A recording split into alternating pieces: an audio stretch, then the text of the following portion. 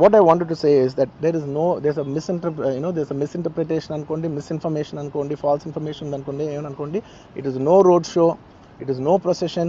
Just థియేటర్కి వెళ్తుంటే జనాలు ఎక్కువ బయటకు వస్తే జస్ట్ అలా వేవ్ చేసి మళ్ళీ లోపలికి వెళ్ళిపోయి మళ్ళీ థియేటర్ లోపలికి వెళ్ళిపోయాం. అండ్ థియేటర్ లోపల మీ సినిమా చూసిన కొంచెం సేపటికి సార్ నా వర్క్ అసలు ఏ పోలీసు కానీ ఎవ్వరూ నాకు వర్క్ అసలు నన్ను కలవలేదు, నాతో ఏం చెప్పలేదు.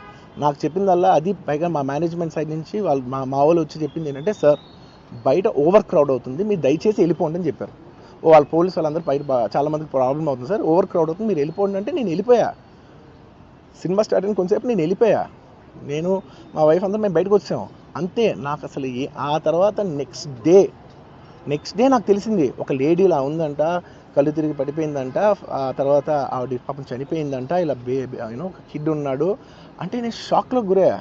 అంటే నాకు తెలీదు అసలు, నెక్స్ట్ డే వరకు నాకు అసలు తెలీదు. I had no idea. ఎందుకంటే నేను నా పిల్లోనే పక్కన పెట్టుకున్నా, నా వైఫ్, నా కొడుకు, నా కూతురు థియేటర్లోనే ఉన్నారు.